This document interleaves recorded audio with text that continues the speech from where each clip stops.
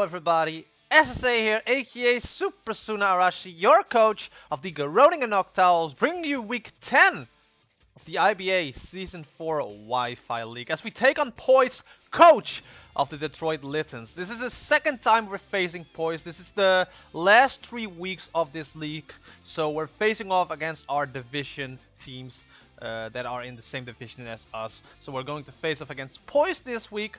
Next week we'll face off against New Nation Games, aka W10, coach of the Las Vegas D-Knights. There we go. And then the week after that, week 12, the last week of this season, we will face off against Aaron 2420. And as I said last week, it's like 100% certain that we will not reach playoffs. So in the last 3 weeks, we're going to have some fun. We're going to experiment a little, maybe even, you know, bring some Mimi sets to the fray just to have some fun, but still with the mindset of winning our battles. Now, just like last week, I will put my team in the comment section below and pin it. So if you want to check out what my team is running in terms of stats, moves, and items, pause this video and go check that out. But we're bringing Mega Blastoise, Tapu Koko, Hitmonlee, Gengar, Metagross, and Groningen, as my opponent is bringing Rotom Wash, Gardevoir, Hitmonchan, Current Black, Landorus, and Entei. So I think from the last time that we faced Poijz, he didn't brought Hitmonchan, but he brought another mon. On the top of my head, I cannot really remember which mon he brought. Jirachi! He brought Jirachi in our last match. So, and I'm bringing like a total new team. With like Hitmonlee and Gengar. I think I haven't used Gengar and Hitmonlee in our match the last time. So let's see what this match is bringing us. By the way, I haven't said that in the past videos, but all of the Citra replays has been done by Aaron 2420, so be sure to check that out as well.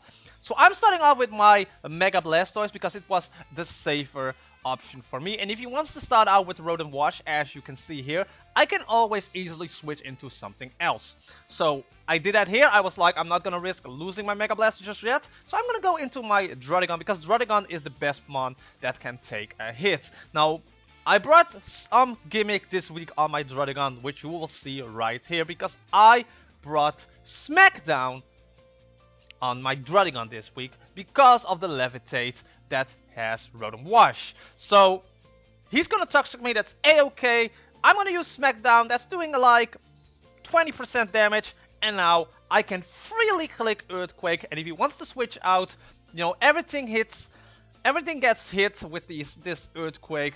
And if he wants to go into Landorus, that's also a-okay. We have option for that. He's actually going into his Solace, which is his Mega Gardevoir. So this Gardevoir will have to tank the Earthquake. Now he's going to trace my Sheer Force, which is kind of dangerous, but we have a Sucker Punch on Dragon. So the Earthquake will do a lot. That does like 60% or so Life Orb Sheer Force Dragon here. And as I said before, I can just click Sucker Punch right now, and Sucker Punch will kill from this range. So here I was like, let's see what he's going to do. If he wants to attack, that's a-okay. Sucker Punch will connect, and the Gardevoir goes down. So Groningen gets the first kill in this match. The same that happened in the last time we faced off against Poijz, I believe. So he goes back into his Rotom Wash, which now has the Levitate ability again. He's going for a Will-O-Wisp.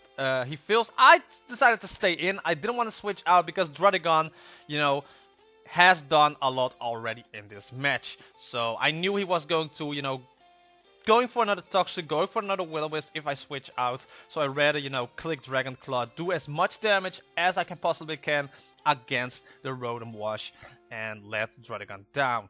So Dragon is down. Hitmonlee is now on the field. He's going to switch out into his Tupac, which is his own Hitmonchan. So we have a Hitmon face-off here in this match. I click Coast Combat again. I want to do as much damage as possible. As you can see, that brings him to the red. My defense and special defense will fail, but the White Herb will make sure that that is back to normal. Plus the Unburden is now boosted. He's going to Mach Punch, which brings us like to half of our HP. I can now Poison Jab because anything that wants to come in on a Poison Jab is going to take some damage, and I don't want to risk getting a special defense or defense drop with the close combat. Now Landorus, what's poppin' is here, and I'm like, alright, you know what? Again, doing as much damage as I possibly can. And this was kind of like a very casual match between me and Poijz, because we both know that we're probably not going to reach playoffs. I think Poijz was already also out of the competition that way. So, you know, it was like a free casual match from both sides. But we still wanted to win purely because we want to end this season off on a good end. So Hitmonlee goes down against the Landorus. I can now go into my Mega Blastoise and I can now freely click Ice Beam, which I am going to do here. Rotom Wash will come in. I'm now questioning myself. Did I click Ice Beam or did I click Scald? This is like, I'm recording. I haven't checked the match out before recording, but I think I clicked Ice Beam here. No, I clicked Scald here because of the off chance he wants to switch out, of course. So my apologies there. I Scald there because Ice Beam would have done less to the Rotom Wash. That was my mindset in the game. Oh. That sometimes happens, but I'm going to click Dark Pulse here because Dark Pulse does a lot of damage with the ability that has Mega Blastoise, and it will take care of the Rotom Wash. Now here comes the Current Black, and this thing is very terrifying. This thing is very terrifying, and again, we played very casually, so I was like, you know what, I can tank a Fusion Bolt like once. I can go for a Dark Pulse to do, again, as much damage as possible to put this thing into a range of where we can actually kill it off with our Metagross later on. So it's going to hit at Fusion Bolt again, and that will kill off the Mega Blastoise. So 3 Pokemon of ours is now down. So now we're getting into the part where I'm very lucky. And I'm going to explain that to you guys as it happens. So he's gonna withdraw his Current Black for I Had a Movie, which is Entei. Now, I went for a Meteor Mash here because Meteor Mash does kill the Current Black at this point, and I have the weakness policy here. So I was like, if we can get an attack boost, we can, you know, do some amazing damage. And he misses the Sacred Fire, and that basically makes sure that we had this match in the pocket, because the Entei goes down through the Earthquake of our Metagross, and as I said before, I have weakness policy on this thing, so if he wants to hit me with something that is super effective, we can do amazing damage. I went for a Bullet Punch here because I was calculating, and you know, I was thinking, okay, we're probably gonna die, but he's running Earthquake. We will tank that on 23 HP, so the weakness policy will now connect, which means that the next Bullet Punch will kill off the Landorus at this point. And I can just freely click, you know, Bullet Punch here and kill off the Landorus and the Current Black. Which means that Metagross will get 3 kills in this match, which puts it in 9 overall during the whole season. And we're going to win this match with 3-0. Now again, as I said just now, I was very lucky with the Sacred Fire miss. If that Sacred Fire would have hit, I think it was a Choice Band Entei, I don't think my Metagross would have survived that. So it would definitely kill off my Metagross. And then I had my Gengar left and my Tapu Koko left.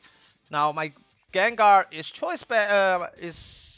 I believe Ghost Team Z, and I think my Tapu Koko was Choice Specs. All will be, of course, in the description below. Which means that it would have been a very hard match for us. I think we would have lost the match against Poijz if that happened. So I cannot say here that I'm, you know, played, you know, at my best to defeat Poijz. It went down to the miss on the Sacred Fire from the Entei. But, you know, in our first match, me and Poijz, you know, I had a lot of hacks against me. So it kinda worked around back in this match. Still, like the first match, this match was, even though it was casual, it was very hyped. And you know, I'm very happy to have battled Poijz 2 times in this season, because Poijz is an amazing guy. You should really check out his channel, and you know, it's always an honor to battle against him. That goes for everyone in this league. All of them will be in the description below, so be sure to check that out. Next week, as I said in the beginning of this video, we will face off against a New Nation Games, aka W10, coach of the Las Vegas D-Knights, and I can already spoil you guys, that's going to be a very, very how can I put this? A very gimmicky match, because as I said before, I'm trying a lot of stuff out in the upcoming weeks, and I'm having fun with that. You know, it's fun if you don't have anything to battle for anymore, and you can just freely do your battles and try stuff out, experiment, or even do like gimmicky sets to surprise the opponent and to entertain you guys. Because in the end, my main goal is that you guys who are watching this video are enjoying it and are enjoying my commentary, enjoying the battles, and so on. But as I said before, everything will be in the description below. All of my team will be in the comment section below. If you're hyped for the last matches of this season, don't forget to hit that comment, hit that like button, comment, share this video with others, slash the subscribe button down below, and hit that bell icon, because then you get notified every time I upload a new video, and that is sincerely appreciated. And I'm going to end the video off here. Thank you guys so much for watching, and I will see you guys next week. Bye bye!